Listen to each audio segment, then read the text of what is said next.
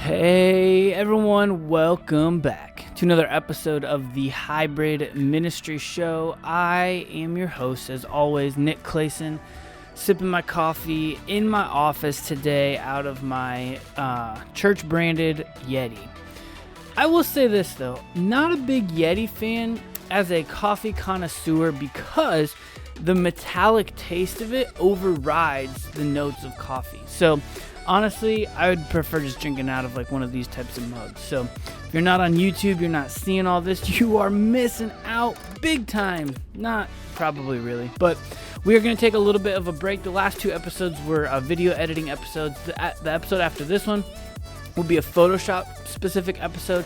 But the reason that we're taking a little break is because our pilot episode on July 19th and our episode 1 on July 21st was exactly 1 year ago from the day that this episode drops, which is July 20th. So in this episode, we're just going to do talk about what is hybrid ministry, like the whole basis, the whole the whole name of this podcast is named Hybrid Ministry. What is it? Where did it come from? Why do we start this podcast? Do a little year in review sort of deal. So that's what's on the docket for today. Hey, listen, if you are new here or if you are just finding us out, want to let you know, in the show notes you can find links to YouTube, links to our website, hybridministry.xyz.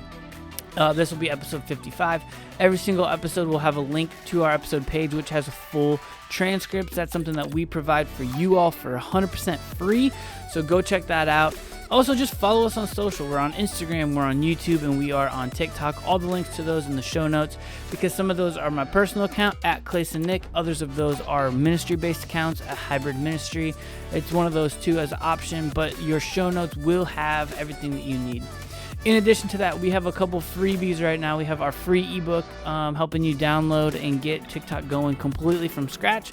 And then we also have free Adobe Premiere Pro transitions that you can use to animate text, to animate videos, bounce in like your typical YouTube thing. So go grab those in the show notes, and we would love it if you would give us a rating or a review or a subscribe or a like. All those things help us get found in search so that more people can learn and know about the difference and the ministry that Hybrid is going to make in their world and in their ministry. So without any further ado, let's jump in to the 1 year celebration episode. Glad to have y'all here. So like I said, today is the day that this episode drops, is July 20th. July 20th is the 1 year anniversary. You know, when I started this podcast, I had a co-host. His name is Matt. And Matt is one of the smartest marketing brains I've ever met. He used to work for Dare to Share. If you're in the ministry world, you've probably heard that before. They're a youth ministry, evangelism-centric organization. Then he came to work at the same church that I was working at in Chicagoland area. And when we were both working in Chicagoland, we started this podcast together. Both of us, within the first probably like 10 episodes, transitioned to different roles for different reasons, and one reason or another. I ended up here in DFW, Dallas, Fort Worth, Texas area. Matt went back out to Colorado, which is home, working for a non-church, non-ministry organization. And because of that, his ability to record podcasts fell by the wayside, and I became a one-man band. And I remember I was moving to Dallas on the road somewhere in Nowheresville, Oklahoma, and I turned on Colin Cowherd because I was like, that dude can talk for 3 hours by himself. And I found that the hardest thing to do. My first episode I recorded, it was like 14 minutes. And I was like, how in the world am I going to do a podcast by myself? Like, this is going to be mentally exhausting. And in a way, it is. Don't get me wrong. So that's why I recruited a co-host to start, because it's a lot easier to just have a conversation and talk. That being said, I started listening to Colin Cowherd because I saw the writing a little bit on the wall, and I was like, how is he doing this? What are his kind of tips and tactics? So I tried to lean in and learn some of those things so that if my co-host fell by the wayside, I would still be able to give y'all a podcast. And I think around episode 11 or 12, I started doing them by myself. And then I would still reference Matt as, a member of the podcast, but eventually I just stopped and it just became the solo Nick Clayson show. So here you go. If you're new and you want to go back to some of those early episodes, you will hear another voice. That is my good friend Matt Johnson. Still great friends, just he doesn't have time to record. He's a new dad, new life out in Colorado, just like we're building a new life here in Dallas, Texas area. And so and I never missed a week from when I started until now. We've had a lot of life happen. We moved. My wife's mom passed away, my mother-in-law. We went back, had to drive 1,000 miles back overnight to get there when that happened. It wasn't emergent, but it also wasn't totally on the radar when we moved here. One of the reasons we moved here was hoping that she could come live with us, fighting her cancer diagnosis. But some things progressed faster than we anticipated, and all that happened. And I started a new job, and I'm getting to know a new church, and I'm getting, my kids enrolled in a new school. And so a lot of new for us. But thank you for being along on the ride with me, because in my new role, I am focusing a lot on digital integration and hybrid ministry. And this podcast is a cathartic outlet for me to talk about what I'm doing. In a lot of episodes, I've told you, here's what I'm doing right now, here's how it's going, and here's the adjustments that I'm making. And while I would be doing those things internally in my head, forcing myself to sit down and explain it to an audience has just been so helpful. And so thank you all for being along the ride with me. Like I've told you before, I always want this to be a place where I can just be open and honest. So that is a little bit of just kind of like the brief 1-year history of where we are. And in an attempt to continue to look back just a little bit, I want to give you guys a couple of recap type stats. So let's dive into those. All right, so to recap, back in December was our best downloaded month to date. But then January beat December, and then February beat January, and then March beat February. So that just kept kind of building on itself. And then May came, and May beat all of those. April took a little bit of a backseat. May took a little bit of a backseat to April. April was still the highest, so it was like a stair-stepping. December, January, February, March, April. May took a little dip, and then now I'm recording this in June. It will drop in July, and so July might be completely different, but June has far surpassed every month we've ever even had. So to those of y'all who are new, those of y'all who are downloading us on a regular basis, welcome. Glad to have you. Glad to see you. It's exciting to be along on the journey. Glad to have you with us. The highest downloaded episode ever in the history of this podcast is episode 31. I'll drop a link to that in the show notes if you want to go back and listen to it. But we are going to do just a little bit of a recap of that here in this episode. The episode is titled, Why Should Churches Even Care About Digital Ministry? I think I probably recorded it in 2023 or 2022, I should say. So I probably said, why should churches care about digital ministry in 2022?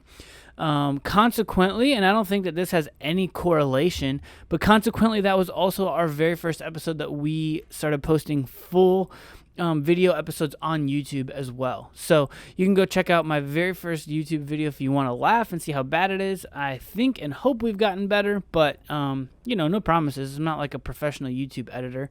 I'm a youth pastor, so I'm doing this all in the margins, all in my spare time. And so there could be more on the horizon, but right now it's just kind of slugging it out.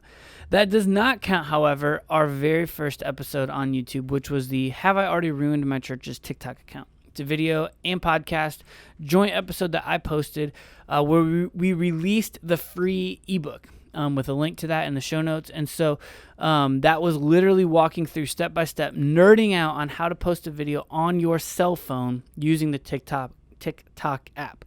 Now, I will give a caveat and a disclaimer. I'll drop the episode link to that as well in the show notes, but I want to let you know that I posted that in December.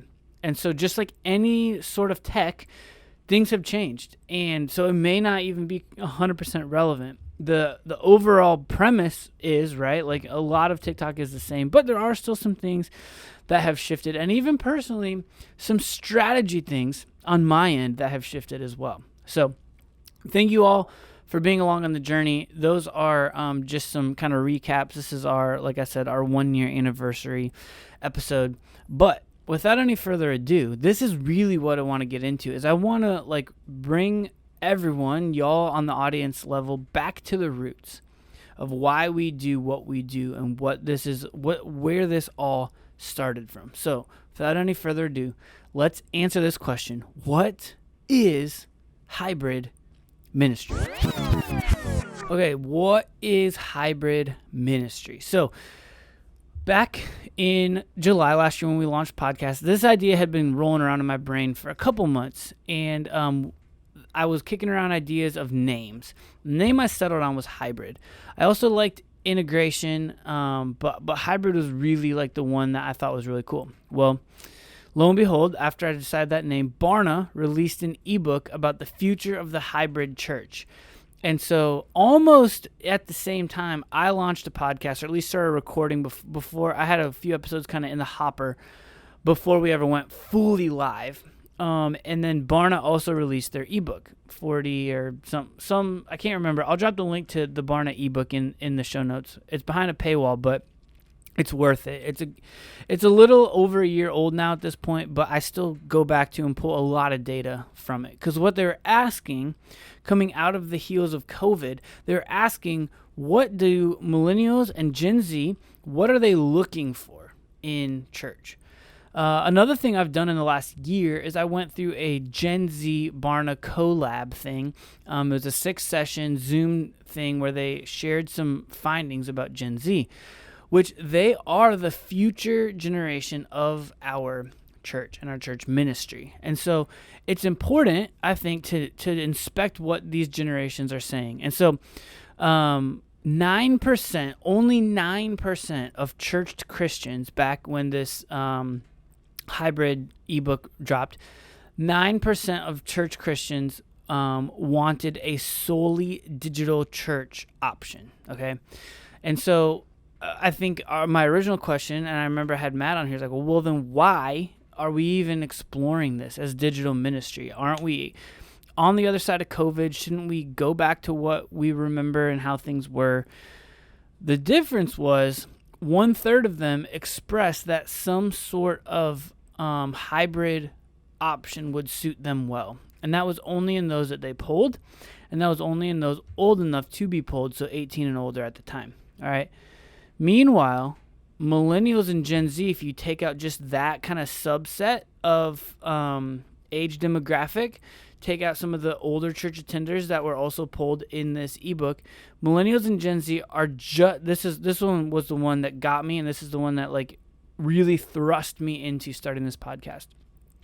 Millennials and Gen Z are just as likely to choose a hybrid option as they are a physical option, at 40% for millennials and 42% for Generation Z. So they are just as likely, just as interested in a hybrid option as they are in a physical option. And I hear you on the other end, but wait, it's not the same. We all saw it in COVID. And yes, that's true. And this was one of the conversations that me and Matt had way early on. And it's that churches in COVID tried to replicate an in-person experience, and a digital option and a physical option should be two uniquely different experiences. I hear you again, but wait, I don't have time to produce that. And I get that. It's challenging for sure. I'm on a student ministry staff of 3, soon to be 4. We're about to have a year-long resident who I've worked with before, so we have a little bit of a history and know what he can bring to the table. All that to be said, I dedicate, I don't know, probably 75% or more of my job responsibilities to digital integration and hybrid ministry. There's more that I wish and want to be able to do, but I also don't have the time crunch. But what I say is, on your staffing level and on your staffing side, it's really important to make sure that you give someone proper allocation of funds and time ability to go this direction, because the younger that generations are, the more that this is going to be necessary. And we're not trying to replace the physical. That's my whole point. That's where the word hybrid comes from. We're not trying to replace the physical.